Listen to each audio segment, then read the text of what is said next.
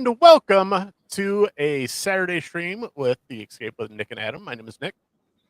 And I'm Adam. And we're going to fight already because just before the show, we were having a discussion about Adam called me a millennial, and which I meant it with brotherly love. Technically correct, but okay, so here's the problem why I have issue with millennial. Because us growing up, we were part of that generation. I think we were part of a small sect of generation where we tried to, we didn't want to be racist. We didn't want to put labels on people.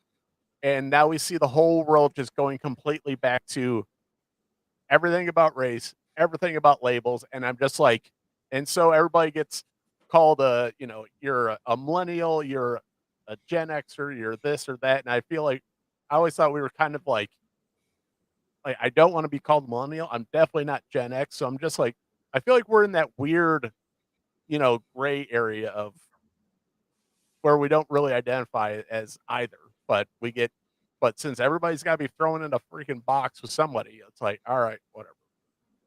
I saw that it was on Google, so I said, "Oh, okay, I'm a millennial then." Well, I've Googled it because and the only reason I did that because I was giving my son shit, and he's like, I'm like, you stupid millennials. He's like, not millennials. I was like, what the hell are you? He's like, not a millennial. He's like, you're a millennial. I was like, hold up, wait a minute. Hold up, you're gonna get grounded here. And I was like, hold on, we're gonna fight. But it was like, because I've Googled it and I've searched it like 2 or 3 different times and I've gotten 2 or 3 different answers. So some will say you're part of, like, you are millennial, or technically you're part of Gen X, but also you're like in this weird like lost generation thing, because like my brother is totally Gen X, like he's 4 years older than me, totally Gen X, but also I don't want to identify with my brother, so because we grew up so separately, where it's like we're not the same generation. It's weird. Talking about generations. I don't know. I feel you. Like, I just look. I'm over 40, and I can't. I gotta take it easy sometimes. Well, also just for the that's stream, what generation I am. Yeah, because you're like, well, because you said like elder millennial, and then you're like, wait, my knee hurts for no reason. I was like, well, we're elder something apparently. So yeah. Anyway, let's get to the.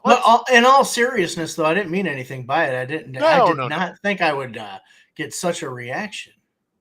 Well, it's part of, like, I hate, and this is why I hate so much of things going on in the world. I hate labels, and I hate just like throwing people in a box. So I also hate being thrown in boxes myself. So, that's just how it goes. But so we're gonna talk about, you want to talk about Motu Revolutions because that's coming up this week. I want to get into some turtle stuff. But before that, I want to get into some of the rumors going around Disney. And hold on, let's do a quick check and see how Disney is doing. Let's see if I can find it.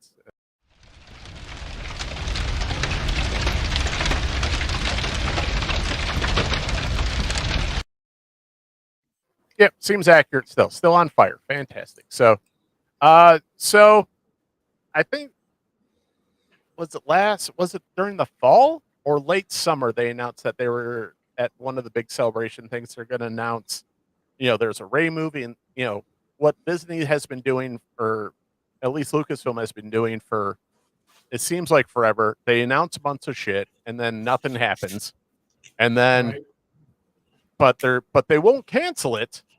There's a cat on your chair. Just continue. Yes. That turbo. Okay. So these are not the droids you're looking for. Yes. Right. So there's nothing to see. So, but part of that was the new Rey movie to continue after the sequels, and the reason that came back around is because the director.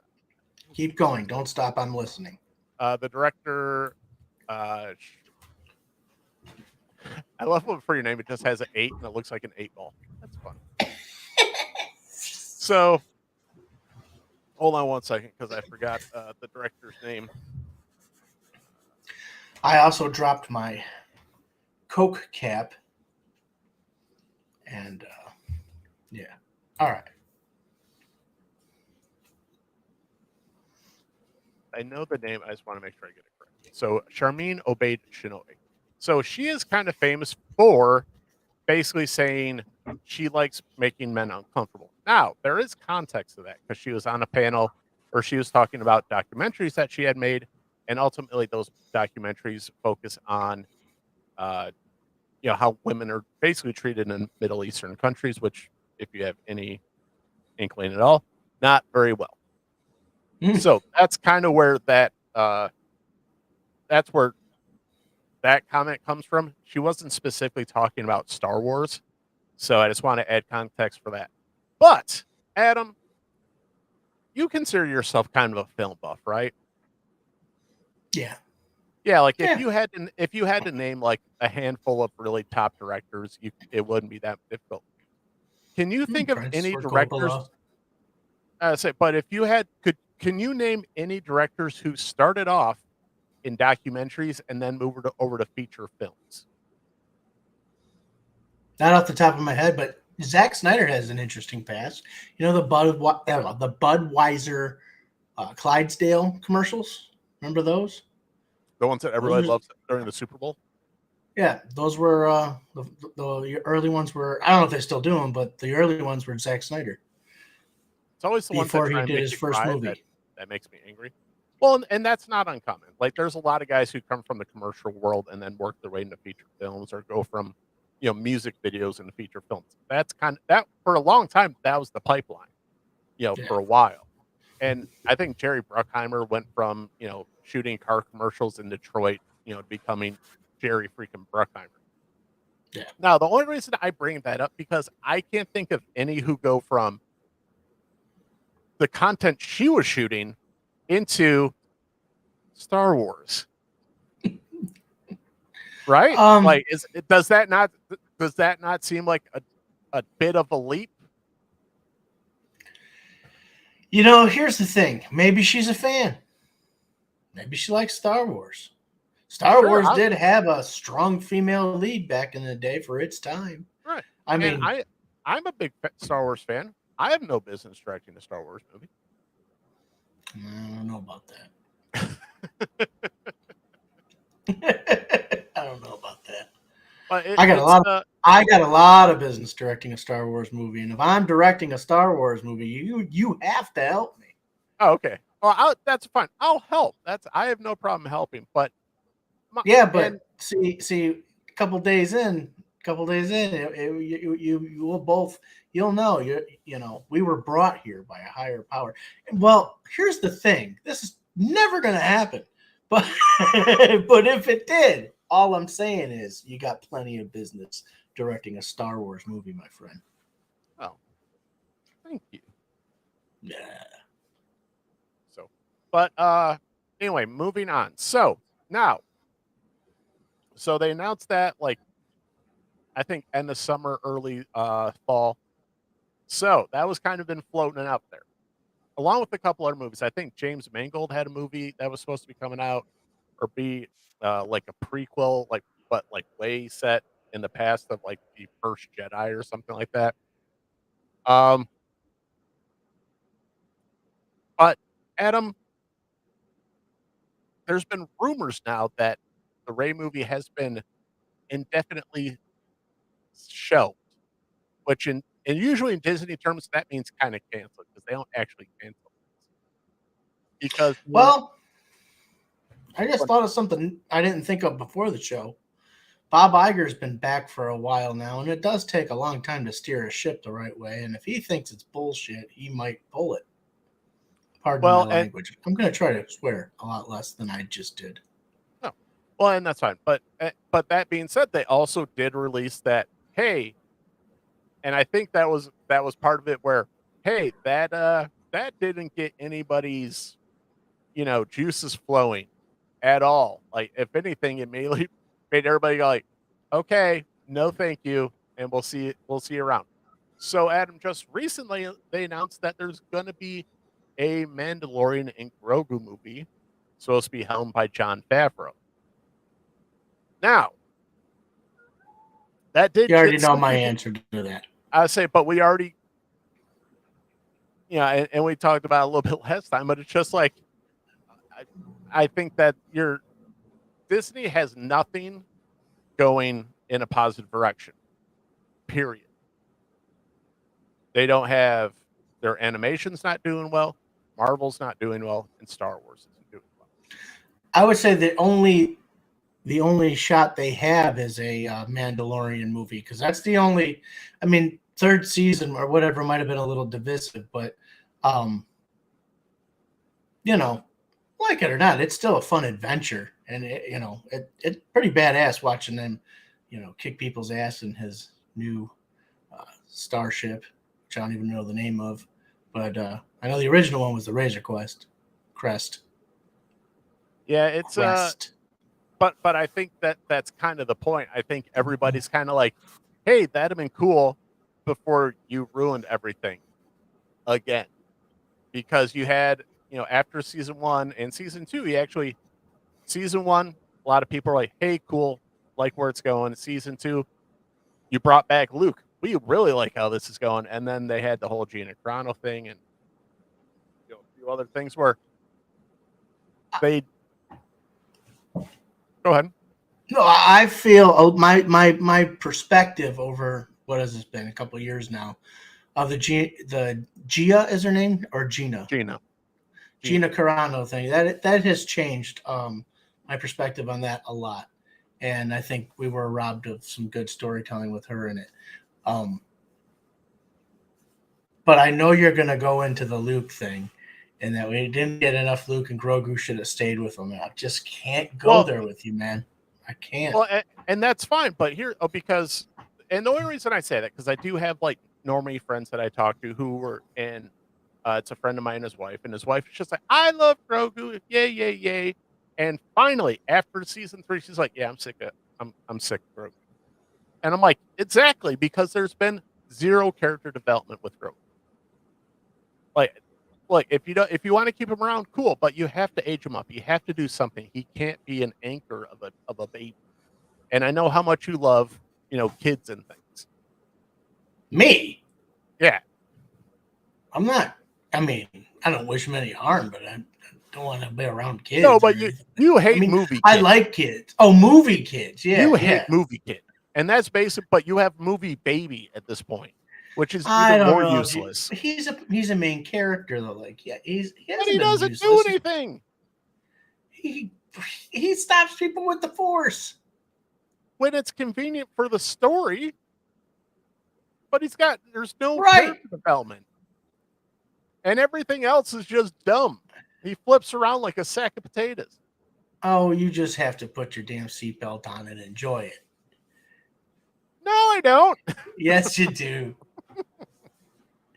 So anyway, the only gripe I had with Mandalorian season 3 was when I think Boca Raton, what's her name? Bo-Katan. I think she should have cut off what's his name's head. Gideon. That would have been metal. Well, okay. All right. If you want to get into some of my issues with season 3, that's fine. So season 3. So you had one of the biggest storylines of, whoever possesses the Darksaber leads the Mandalorians. They knew Moff Gideon had all that.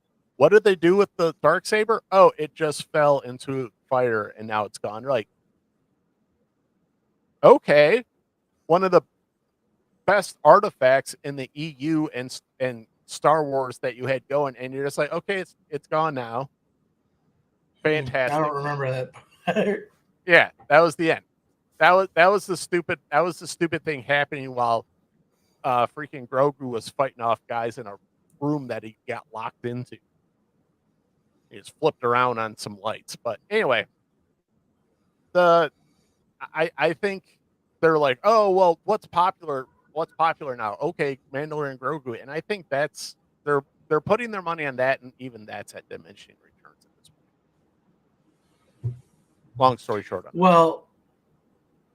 Well, Uncle Scrooge, I will keep Christmas in my heart, and I will sing it down the street. No humbug on the Mandalorian from this escapist. Well, and okay. Oh, hello. Oh no, who's this? Okay. So, anyway, but things that we were robbed of, Adam. You know what we were robbed of? A cool toy with Grogu with a lightsaber. I will die on that hill. Because how many Grogu toys do you own? I don't think any. How many Mandalorian toys do you own? For sure, I own Bo-Katan, and I own I own a Mandalorian, Mando himself, and I think I have a Boba Fett on a classic card. And I also have a Darth Vader. The only reason I say that, Adam, remember what it was like in the 90s when you went into a toy store and how many Star Wars pegs there were? I shouldn't say pegs. How many sections of Star Wars toys there are? Yeah. And now the Star Wars pegs are down to two or three, a handful of pegs. Well, if you're not putting out a good product. Well, that's it. I was like, if they put out a good product, people would want toys. They clearly are not putting out a product where even the collectors are going, yeah, I need that. Because they remember they jacked the prices up on those things too. Well, that's a story we can get into too. They were one of the first. Hasbro's doing something weird because I don't think we talked about what Hasbro's been doing and because I think, and I'll take this cue from Clownfish because they had a pretty good take where they think Hasbro's basically just turned into a licensing company for toys where they don't really want to make toys anymore. It seems like because they talked, there's recently teamed up with McFarlane to start doing, page punchers, but they're supposed to be page punchers for Marvel figures, I think. Which means I think that's just a test out to see how that works out because I think eventually we'll just have McFarlane take over for the Marvel's Legends lines and stuff like that, which might lead into Star Wars. And I think they actually said they're licensing stuff out to Super 7 as well. I think it might be the Transformers stuff, but so many toys. But but Hasbro's got so many licenses, and I think the last thing I was tempted to buy is when they put out those X-Men 97 animated toys, which I still didn't because I was like, I'll just pick them up, on the clearance rack. So, but I still didn't do because even on clearance, they're still too expensive. They're still over $20. I was like, I mean, they're cool, but I was like, I'll go to Ollie's, man. I'll check out Ollie's. Where's Ollie's? They're all over. You got one over by, I know there's one over by Little Mac and 13, I think. Over by Get out of town. There. I've heard of those. I didn't know there was one over here. Oh yeah, because we got one up. We got one up here, and I'll go check out and see what they got. Like they got also one of the lines that that Hasbro has is Dungeons and Dragons, and they've got sets where like in retail stores, I think they're $100. I think they're like $5 or $10 at Ollie's. Wow. So, but I think I've heard about Ollie's on different toy review channels. Oh yeah, it's if you're a toy collector and you just need some, or if you're like a customizer, Ollie's is a way to go. You can go get some, make up some toy armies and all that stuff. Totally. Because that's where you're going to go find all the leftover Rey toys, General Holdo toys, like all the toys, all the Star Wars stuff that is never going to sell. That's the stuff you'll see. Just there's cases of like Eternal toys. And why don't you collect Star Wars? For me, it's a quality issue. I'm saying like the classic characters. It's quality issue. It's quality issue in toy or it's a combination of quality issue and price point. I think the price point is for Star Wars stuff is still far too high, and the quality is not nearly good enough for. Are we talking Black Series? Yeah, I've got one. It's not Black. I think it's the Carbonite series, and it was before they named him. It was the heavy Mandalorian, which is the Paz Vizsla character. That's the only one I bought, and I'm still kind of pissed because I was like, oh, cool, I really like that one. I think I paid like $37 for it, and then all the rest of them just sat there, and eventually they went on clearance. But for I think it's $7 or $8 more, they put some glittery paint on it and said, "Oh, it's better." And I'm like, "You cocks!" It's just one of those. They put a fresh shot. I wanted to say more. I was like, "You cocksuckers! You put a shiny coat of paint on it and jack up the price." I was like, that shit's dirty, and those are the only ones that I think are good enough for me personally to collect, because like if they have like just a tone, whatever color character is like a flesh tone character, and I just look at it while I'm looking next to a McFarlane figure, I just go, I can't justify spending that much money on it. I simply can't. I understand. And there is a toy line, and they obviously it's like a 20-year-old toy line, but if I could find those toys, it was the Force Unleashed toy line, and they were really cool ass figures. I don't even know who made them. But if they did something like that again, I would buy those in a heartbeat. If they might be Kenner, but it was probably early 2000s. But like they were bigger, probably in that 6 to 7 inch range. And I remember them. Maybe they weren't Kenner. Yeah, I'm not sure who made them, but those toys were, even when I search them on eBay, I have a hard time finding them there because they were really cool figures. So I had the Anakin when he was doing with Obi-Wan, and they had him when they were going over the Molten River, and when he was on that floating on that whatever it was. But yeah, those toys were cool as hell. If they came out with something like that, yeah, but just it's just for me, it's the same thing. Like I have a hard time. Like I love the Thundercats, but I'm not going to spend the money on the Super Sevens because I'm just like, I could probably go find the originals because they're bigger versions of the originals, but it's just, I don't know, like give me like an updated something. Like there's just something it's just and that's one of the reasons I really like McFarlane. McFarlane really finds that between quality and price point where I go, yeah, I'll totally pick some of those up. And then when it comes to NECA's clearly obviously made for collectors because the paint's always amazing. And whatever you want to say, I know people have issues with, joints and articulation and all that stuff, but I haven't had much of an issue with it. But NECA? Yeah. Oh, up your nose with a rubber hose. That is the official statement for me if you've got a problem with any NECA figure. Yeah, I'm sure there's somebody got one where the leg was bad or whatever. Okay, that sucks. But overall, my experience with NECA has been nothing but this guy was my figure of the year last year. Splinter Mirage Series Splinter. Yeah. I think they do, especially because I collect a few of the turtle lines, and all the turtle stuff is fantastic in my opinion. You got some. What's that?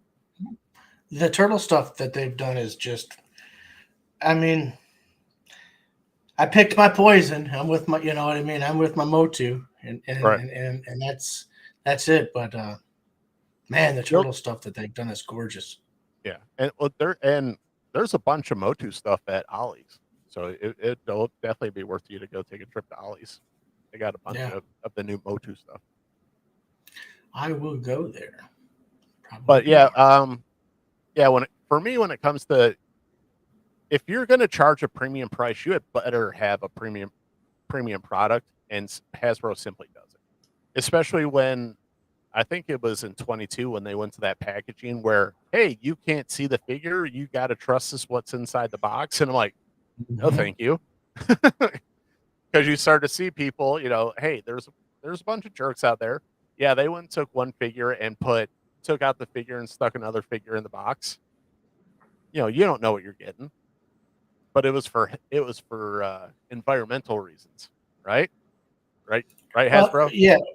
Well, yeah, and I think it also wasn't a cost of plastic going up or something like that. That It was that's a what cost savings. that's what they said, but also like I don't know, man. Like I think it was them trying to hide product. Be like, hey, you can't see how bad our quality is because it's in a box. You got to trust And us. some of it is pretty damn bad. And it's Some of it's very generic. Some of it's really good. I would say like the Mandalorian stuff, just Mandalorians in general, whether it's Paz Vizsla, Bo Katan, those guys. If you don't have to see their face, I think it's fine. But anytime they have to do a face, it's just for me, it's just too rough. Too rough and too generic. Well, that's one of the reasons I like McFarlane because He's an aristocrat, folks. Hey, it's my money. I demand quality for my money. But when it comes Nothing to wrong with that. like the McFarlane stuff, I can look at a McFarlane figure and say, if I need to put a coat of paint on it here and there, I can do that. I don't know if I can do that with a Hasbro. I don't even know if the paint will stick. Well, speaking of McFarlane figures, would you like to see a really cool one? Wait, hold on one second. Let me see. Yes. So while Adam goes get his new toy, we're going to be talking about Mo2 coming up to the Masters of the Universe Revolution. The Revolution of New Masters Universe Revolution, because Revelation was the last one. So. Yeah, Revolution is this one. All right. Because Joker Skeletor's like, it's time for revolution. Whatever. Mister, I've got one voice. One voice. It's a really good voice, but I've got one voice. So this is the Amazon exclusive Michael Keaton Batman from McFarlane Toys. Done in 1989 style.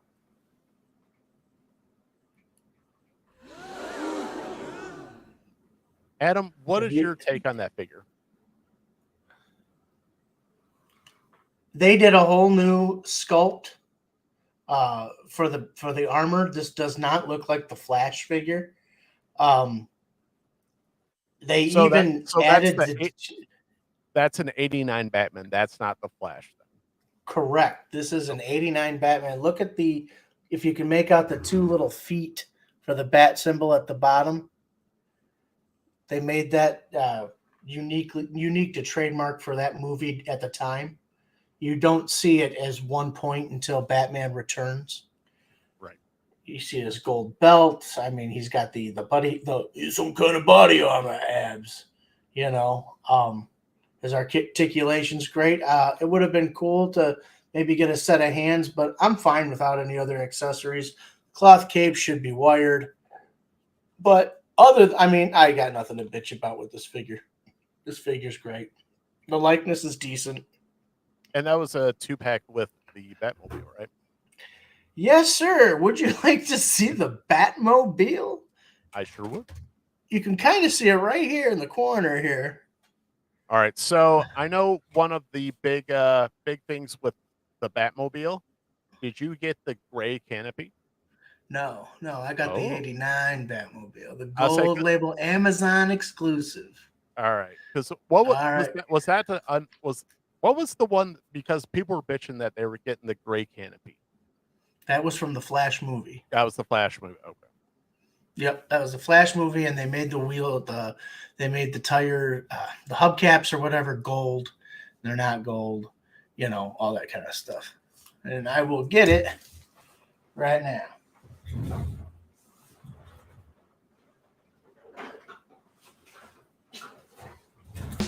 Look at this thing.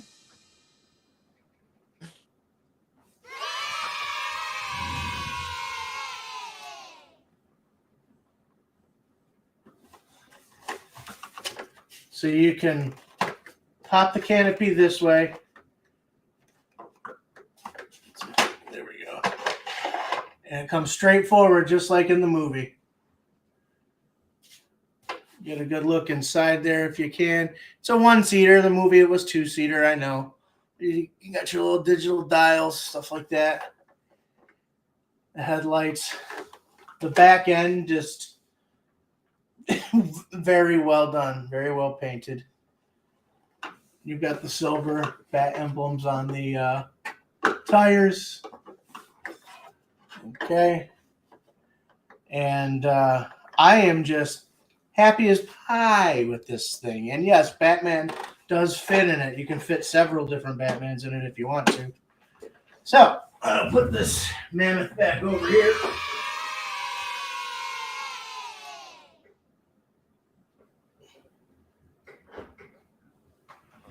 While we wait for Adam to join us back, we'll get some dimensions on that. So, Adam, What's what that? do you think? What are the dimensions on that guy? Oh, it's on the box. I can get the box. Hold on. Okay.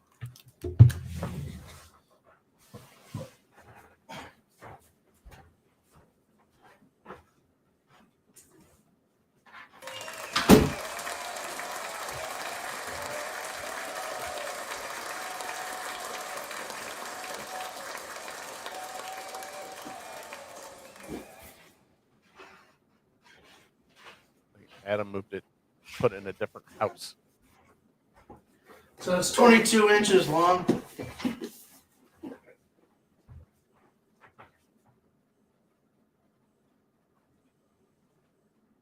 $60 centimeters.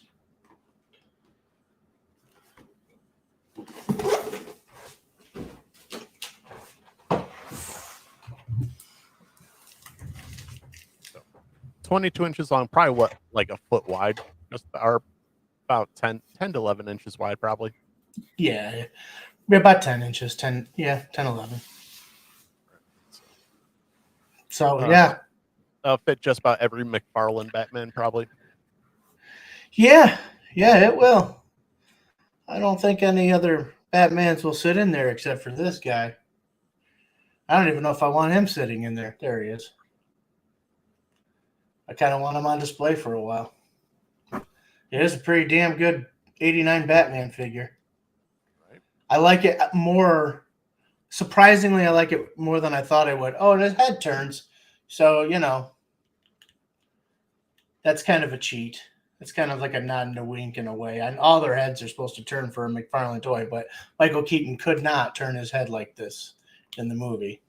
Well, wasn't Bale the first one that could actually turn his head comfortably? Yep, well, turn his head at all. Right. That's why you always got. Yeah. That. What's over there? There. But God bless him, Michael Keaton made it work. Right. All right. So you're in love. Christmas gift card. I'll say that's that was on the list. Adam, here's the thing. So I'm not sure what it was retail, but I know because you had to get it probably secondary market on Amazon, I guess. No, it was. Or was that it just was $70? Okay, so under $100. What would you guess that would be if Hasbro put that out? At least a $200. At least a $200 toy. $250. $250. I mean, and you might get a few extra bells and whistles, but overall, for a $70 toy, like, dude, you can't beat that. No, you can't. You know what? Dang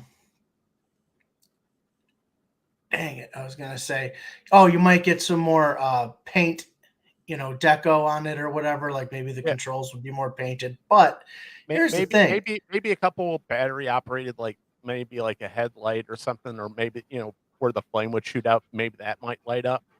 And that would probably kick it to $250, but for $70 toy where it fits, to scale. It fits a 7-inch action figure. Like how And how it do you came with the action figure at that. right? Right. So there's $20 for the action figure, $50 for the car. Yeah, because if you went, Cobra Hiss level of stuff, that was still $350. Yeah. And that's one of the problems I have with Hasbro. It's like your shit's just too expensive. You price, like, I know you're going after collectors, which I get, but golly, like, man, you just leave some meat on the bone for collectors. Well, I'd like to know what goes through their minds when they try to come up with their HasLabs, because okay, so I think it was $750 for Eternia, but I mean that was made to order, big 3 towers. It was huge, Monstrous. Monstrous. Yeah, Talking about yeah, shelf real estate, you needed a whole yeah, room for that thing. exactly. And that 750 price point included, if I'm not mistaken, the shipping. So Yeah. they included it in there. Then you give us, I know I'm picking, I think I'm picking on 2021 right now, or 2022, but you give us the Ronnie Reyes Ghost Yeah, Rider. Robbie Reyes. Yeah. Yeah, Robbie Reyes. And nobody wants that. They want Johnny Plays. Everybody wants Johnny Plays. It's just like the Blue Beetle movie. If you were going to do a Blue Beetle movie, you should have did Ted Cord, and you could have thrown in Booster Gold, And the and it worst could have part been is like a they buddy teased cop it. movie. They teased it. I'm like, you went there, and it's almost like rubbing the fan's face in it. Yep. But well, and don't even get me started on the HasLab Star Wars stuff, because for the most part, all the fans have said, "Yeah, it's something for you. It's kind of like a souvenir." Oh yeah, I mean, I like that. It's kind of like a souvenir.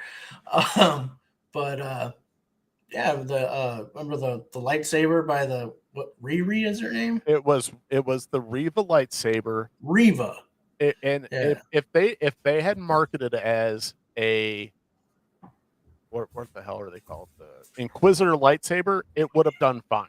But no, it had to be the Riva, the whatever sister from Yeah. Kenobi. If they'd have marketed just as a Riva lightsaber, I think that would have gotten funded, no problem. Now, remember what came out just after season 2 of Mandalorian, after the whole Gina Carano thing, was the Rancor. And I think that was the first I time was the gonna fan pick on that too. that was the first time the fan said, go bleep yourself. No, we are not helping out anything Star Wars. I don't think there was another Star Wars thing that I can think of anyway offhand where they said, "Oh, we're going to try Star Wars again," and Hasbro's like, "No, we're not." Because Yeah. I think Hasbro was going to put out a Transformers, I think it was Armada toy that was going to be going to retail stores, but it was going to be a $200 toy, and for the vast majority of the retailers saying, we can't sell this, we're not ordering it. Mm. And it would have been a giant toy, but retailers are finally putting their foot down and saying, we can't make money off your stuff. Yep. Well, my whole point in that is like who thinks of the things to promote? You got to make it special to make people want it. Right. Like the G.I. Joe stuff has no problem getting stuff funded. It's right. It's mainly Marvel and Marvel and Star Wars who can't get their stuff funded, and those are Disney's most floundering franchises. Now I'm sure they've already thought of it, but I don't remember what the toy is called. But if Mattel, can run with a funded Eternia, Hasbro, you could get that aircraft carrier from G.I. Joe funded. Oh yeah. Well, I think didn't they do one?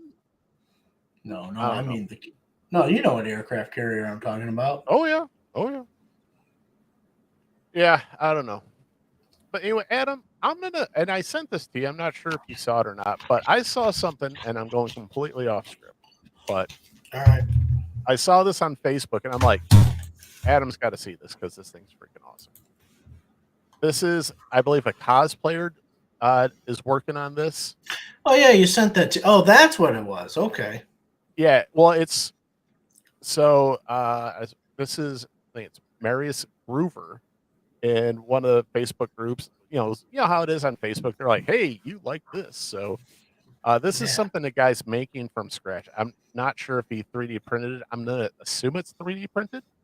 But Adam, It's awesome. Daddy needs this. Like this thing it's based off obviously the Black Adam, Hawkman, but it's freaking gorgeous. Like holy jeez, it's awesome. And he actually had That some sir other is pictures of because he's got like a whole wing thing, but this is the the rest of the cosplay he's got. I was like, the dude's freaking going after it hard. It's freaking gorgeous. So I am not a cosplayer, but God bless you, sir, because you are doing the Lord's work on this one. Amen to that. So I'll do a quick. That thing is sweet. Well done. Well done. Alrighty, now let's get forward down the field. Oh, jeez.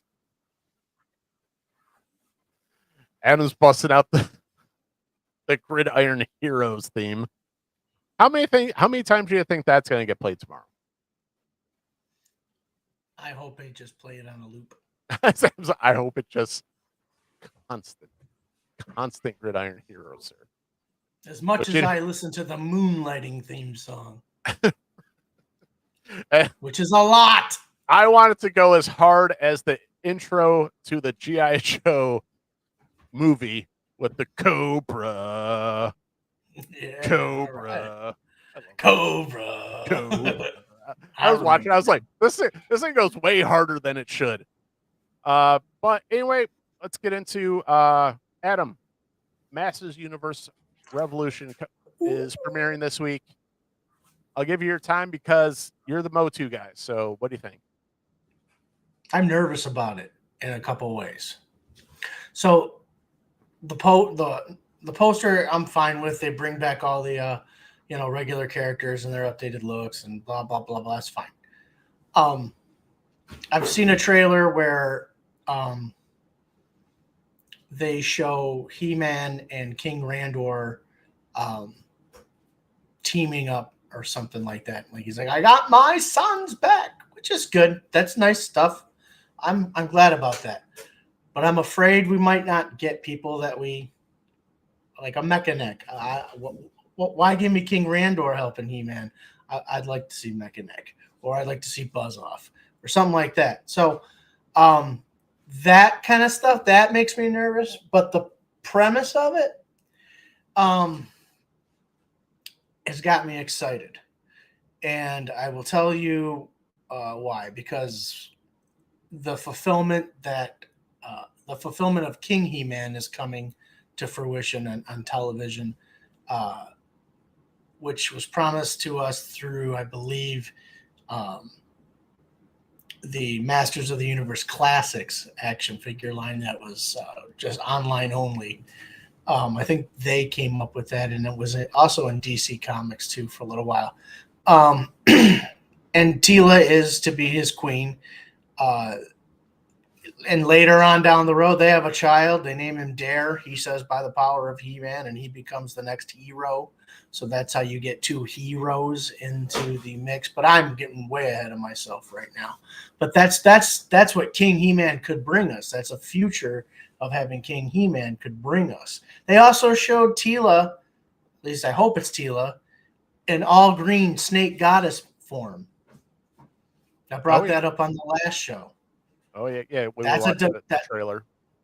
I think the Mike Young He-Man Masters of the Universe, He-Man and the Masters of the Universe from the early 2000s might have addressed that. But the cartoon, the original Filmation cartoon never got a chance to. So I'm excited to see that. I really am. There's a couple memes going around about who is Despera. If Despera is in this, that's going to be very confusing to me because Despera is Adora and Adora is She-Ra. Despera is a guy that they came up with her recently. I think they're just going to try to use the character and not use her as She-Ra. Do they have some kind of rights? I don't know. So we'll see. It'll all come out. We know Randor is going to die.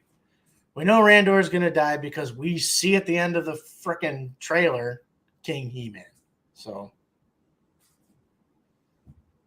So my question, and not sure if you think this is a valid question, do you think Kevin Smith has learned his lesson from Revelation?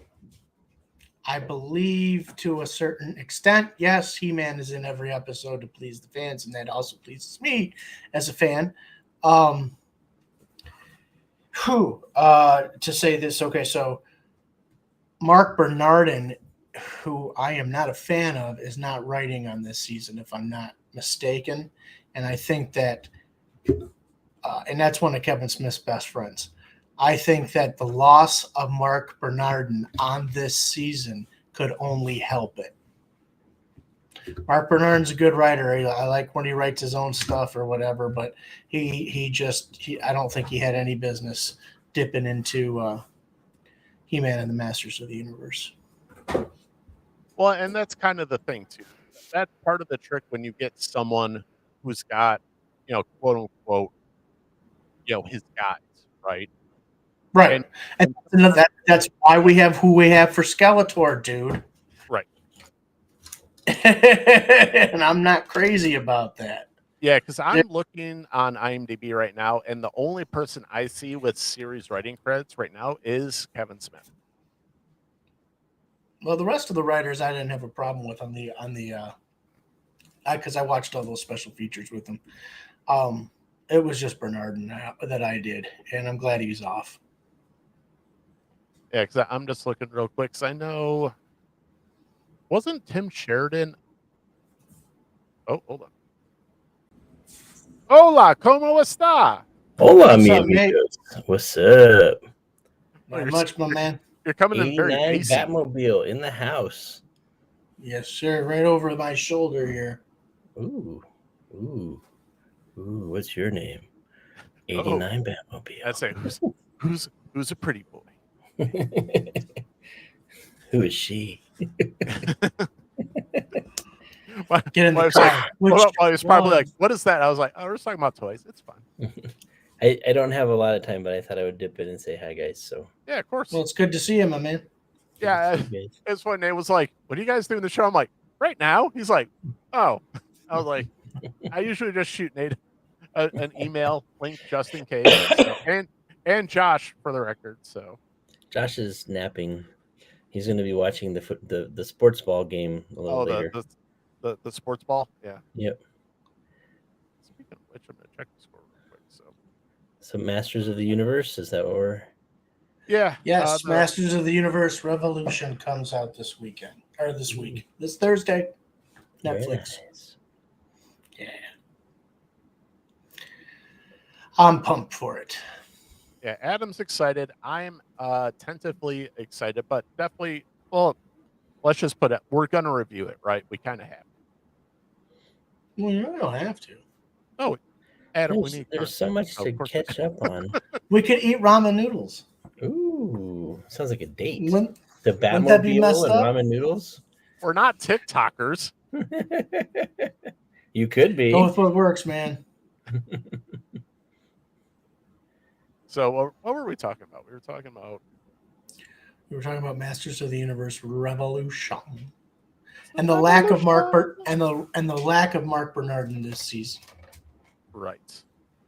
So what else has he worked on for Kevin Smith then? He co-hosts Fat Man Beyond.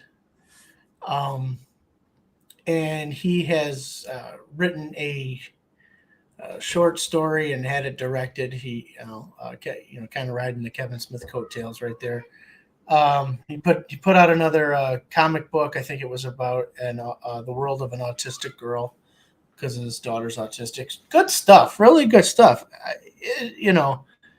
But I've listened to him in a lot of podcasts, and he really tears a lot of things down for just kind of picky reasons, which is it's all right to be picky. I just didn't think he had a place in Masters of the Universe. So Right. Yeah, because I'm just looking at the writers for season 1. So you have was it Mark Bernardin, Eric Carrasco, Thea Mashara, Tim Sheridan, which I believe is Tim Sheridan from the recent Alan Scott Green Lantern run, and then Kevin Smith, of course. So, yeah, I was not terribly impressed with that writing room. We'll see what like I said, the only thing that they have right now for writers on season 2 is just Kevin Smith. So, at least in IMDb. So, we'll find out on Thursday. We'll find out. They're probably doing the Netflix, and they're going to drop all that at one time, right? They're only doing 5 episodes, so that's it. Oh, it's not going to be 5 and wait and then another 5. It's not just a 5 season. Oh, that's right. They're doing the short season. Yeah. Right.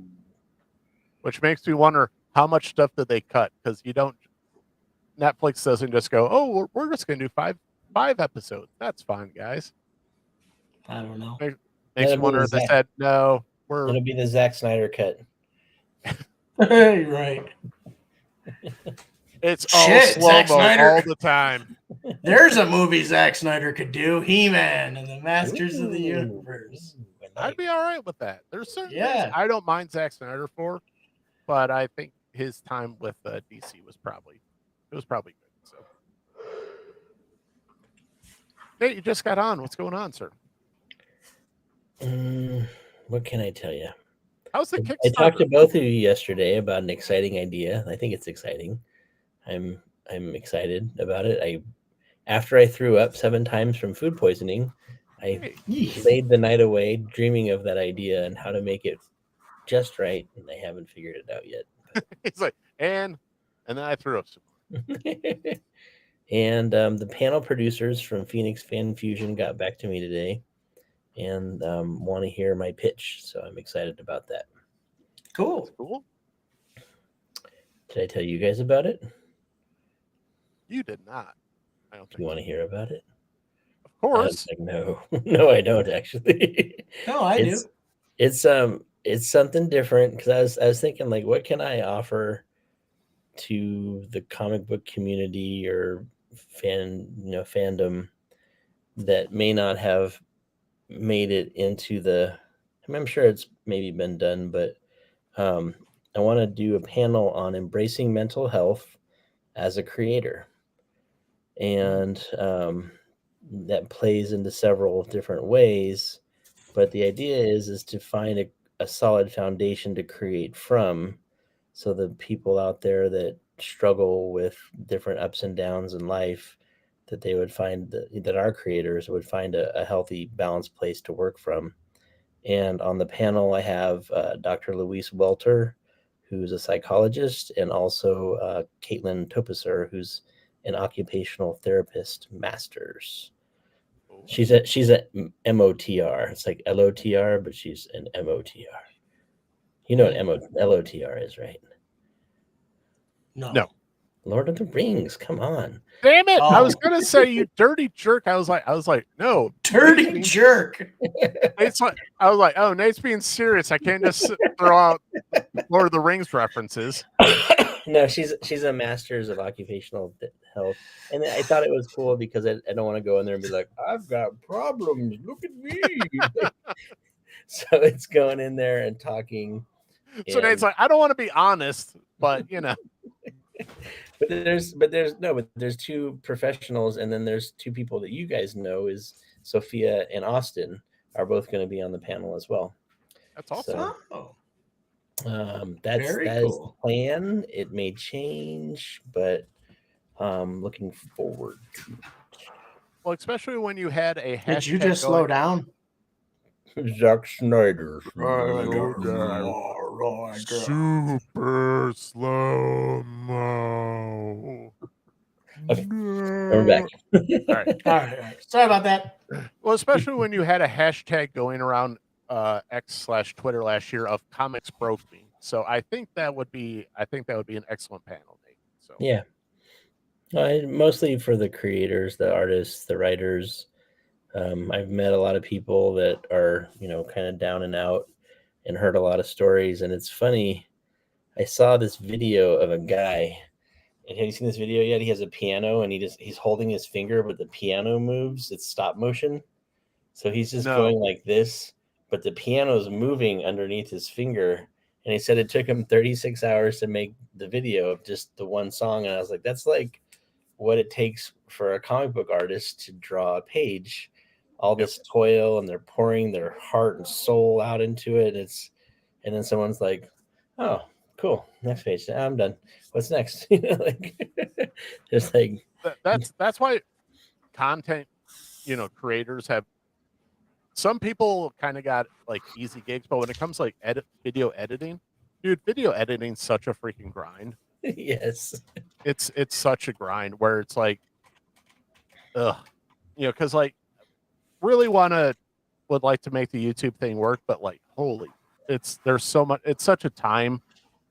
You got to invest so much time just to to make it worth it, but also it's like, here, I spent 20 hours editing this video. It got 37 views. Yeah, it's like, oh, okay. And then you got girls who are bottling their farts and making millions of dollars. It's like, what the hell's what am I doing? Not just girls, but dogs. There's dogs that make more money per year than my combined household from Instagramming. It's true. I think Adam, you should put Kitka on there and just kill it. I say Turbo and Kitka for sure. Kitka, the world's most crankiest cat. Turns into the freaking exorcist, man. If you get money for it, what's wrong with that? You know what I don't also get real quick? There was Grumpy Cat, so how do people get paid to harass their animals? Like they're like they'll mess with their dog and get it to growl. And it makes me mad. It makes me mad. I don't pay content like that any mind, dude. Like when it comes to, and first of all, like how many times do you watch this? Oh, watch the reaction to this, and you're like, this is fake. This is totally set up, and I hate you for it. or like the guys who like mess with people in department stores, and I was like, I would, if I got my hands, I knew I would whoop your ass. And he could too. I would just throw him into another aisle. So, like the guys who like were, I think they were running around putting buckets on people's heads. I was like, I hate you. I just hate you. Yeah. Anything. I've always thought it would be funny to get right up into like a newborn baby's face and be like, "Fuck you, baby! Fuck you, baby! Fuck you, baby!" And then just look at everybody in the store and run. But it's got to be like a baby that's like young enough to like never remember it. You know what I hated? I hated when there was the trend of throwing a slice of cheese on your baby's face. And I'm just like, what? Yes, that was the thing. Yeah. Like here's your child. When they're crying, they would throw a slice of cheese on the baby's face, and I'm like, I hate you. I hate people that do that. Okay, first, if you know me, like Adam knows this, I hate trends in general. If I see a trend going on, like I immediately go, I hate this. Like it's like the trend going with whatever you are. Like there was the trend of we're dinks.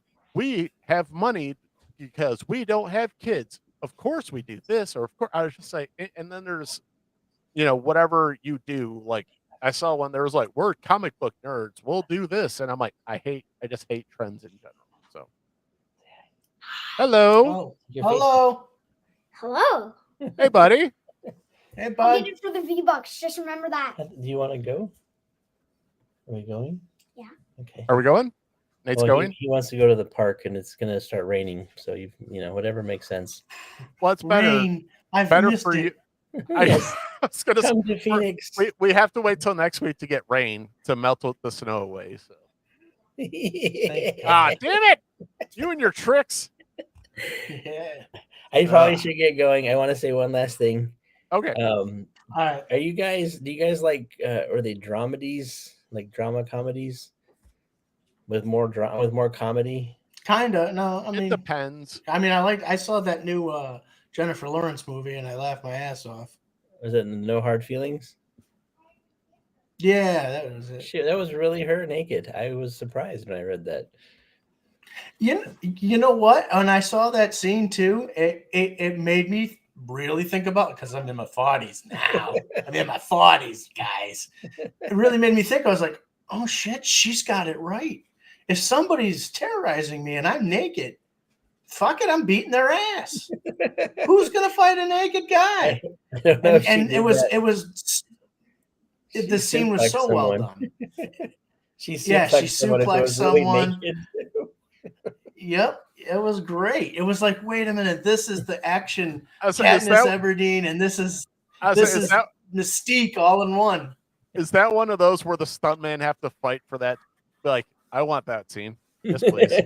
It's just, Yes, oh please. gosh, I'm sure. I remember. sure. I remember One Mystique. girl- I was saying, do we need how many guys we need this? All the guys? Okay. I think No, the I girl wanted punched to- her in the vagina. Yep. Yep. I want to tell you guys about a movie called Quiz Lady. It's on Hulu. It has Aquafina, who my wife doesn't like her too much in a lot of things. I think she Same. nailed it in this one, and it's got Will Ferrell, and it's not what you think. Like, I thought it was like, oh, it's going to be this straight comedy, and it was. I was impressed. I really liked it. Something completely different. My wife has to watch. A lot of great comedic beats, and Sandra Oh is in it, and Jason Schwartzman is like the bad guy again. So Cool, man. So, all right. I might real check quick- it out. I like Aquafina. Really quick, Nate, your Kickstarter is up to oh 228%. yay. Is over $2,000. Yeah. Well done, sir. Well, we're in the slump right now, is what they call it. So the mid-campaign slump. We did get a couple today, I think.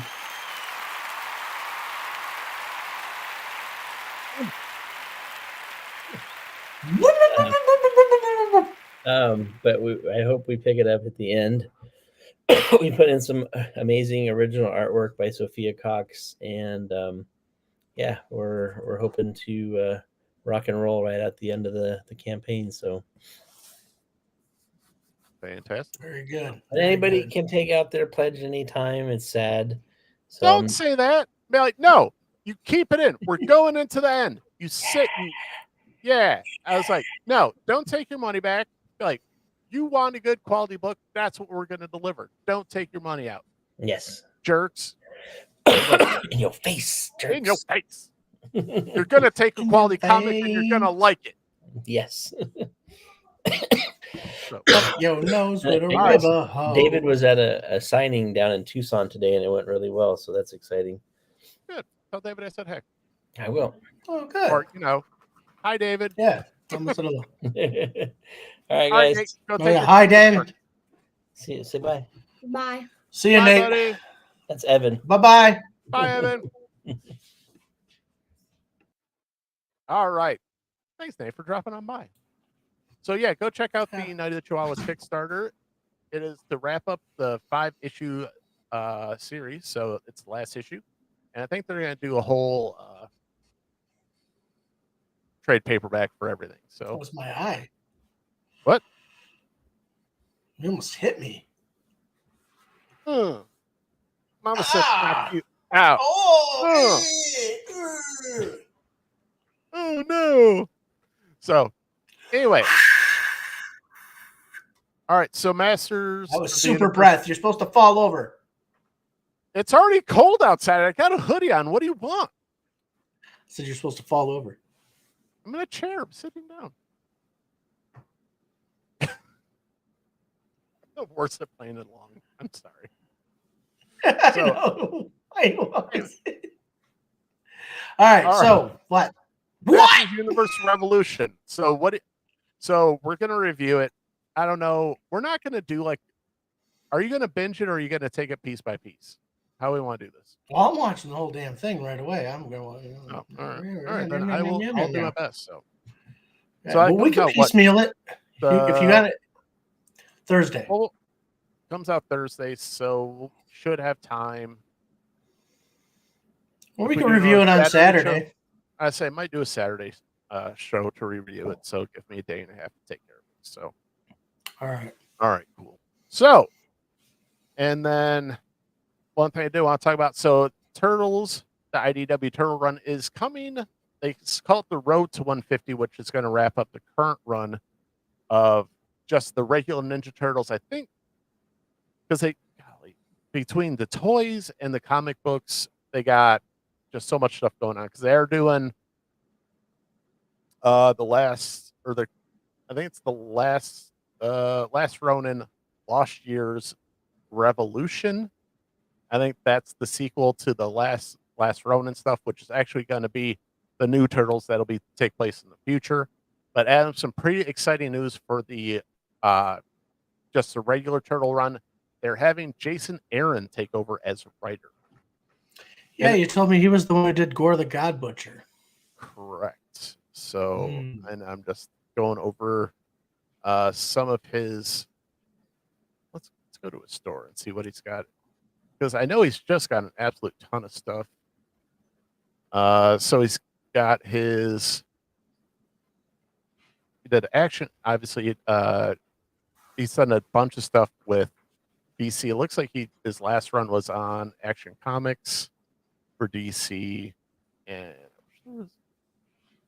yeah, because he had his Thor run, which did include Gore the God Butcher, his Avengers run, Batman Off-World, Doctor Strange, the goddamn Men of Wrath, Once Upon a Time at the End of the World, the other side of Punisher run. Oh, he did the thing for Sergio Simpson's Sound and Fury comic. Yeah, so I mean, but Jason Aaron, like a lot of comic book just writers in general, it's kind of like when he's great, he's great. When he's not so great, he's not great. So, but either way, I'm looking forward to more Turtles comics because a lot of people are happy that this run of the Turtles is ending with Sophie with her 4-year run of Mutant City finally coming to an end.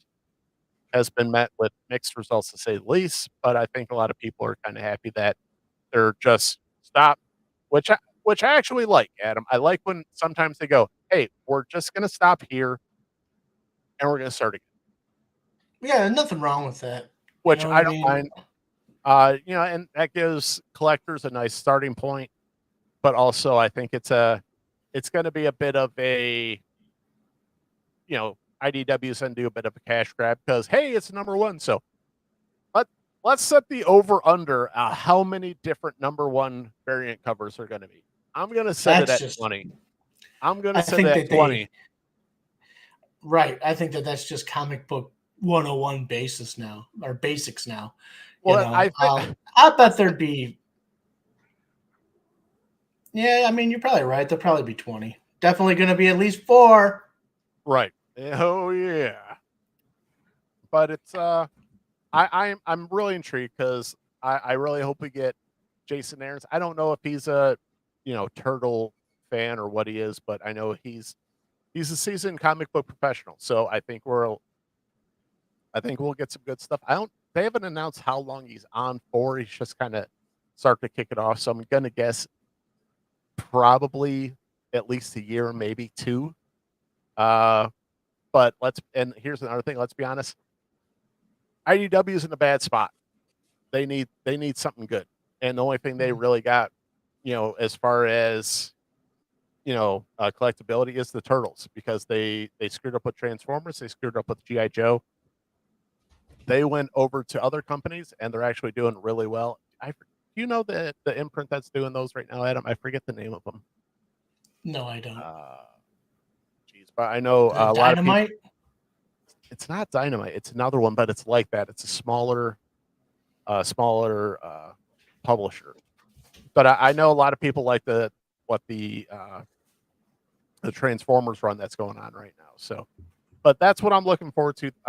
Road to 150 comes to an end in April, and I think it's probably, I assume it kicks off pretty soon after that. They've not announced the artist, but they did tease something on Instagram. So I'm wondering if that.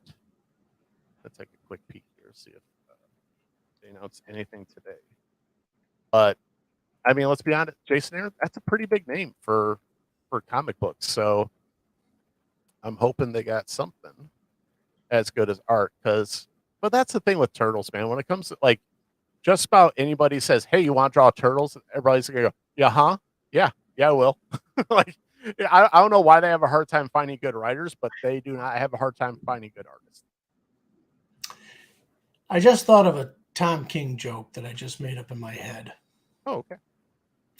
If Tom King was where he belonged, which is writing obituaries, he would say, "Today we mourn the passing of such and such. They had one bad day."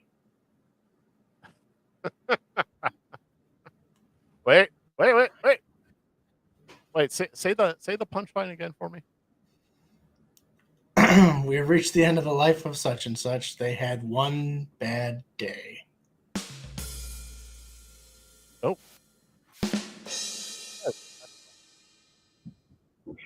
But I'll go to let's. They can't think of anything even original, even if he's writing a fucking obituary.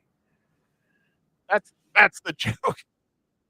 So this is the post from Instagram for IDW. So not showing a whole lot. I'm not even sure if that's actual art, but it got people taking some guesses here. They have Chris Samney as one person guess. Some people saying they don't want Jenica. Jenica? Yeah, they don't. Which I don't mind. So we have one person has guessing here, Mateus Santaluco. I apologize if I butcher any of these names, but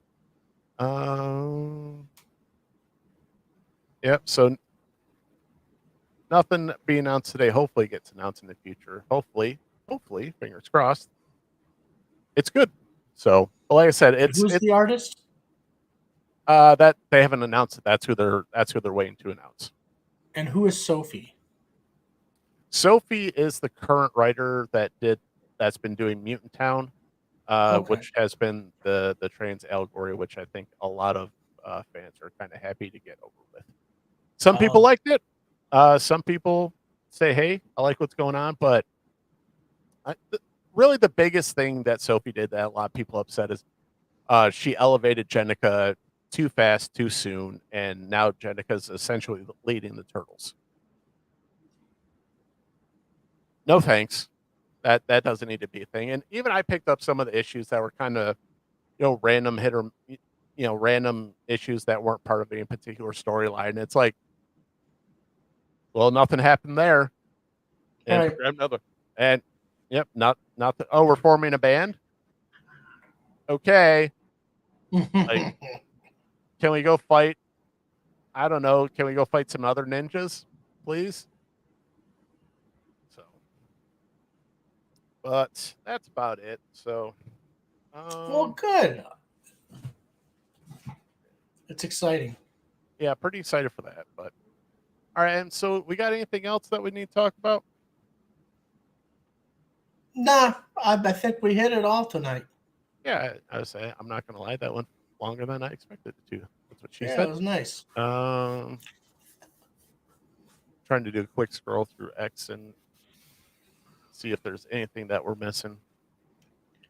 I don't think so. I don't think there's too much that we're missing. So, but if we miss anything, we'll do. Well, let's talk about it on the next show. So, yeah, all right. So, what do we want to do? We want to plan on going next Saturday for a review of He-Man.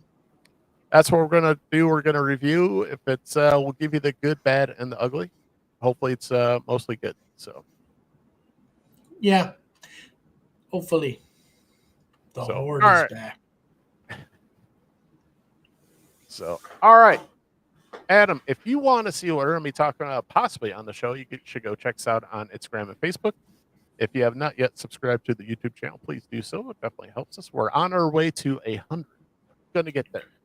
Yeah, we can get there. That was just like me when I was like, I stepped on the scale and I was like just 15 pounds away from 300 pounds. And I was like, oh, we can get there. Woo! I'm joking. I'm a bit farther away,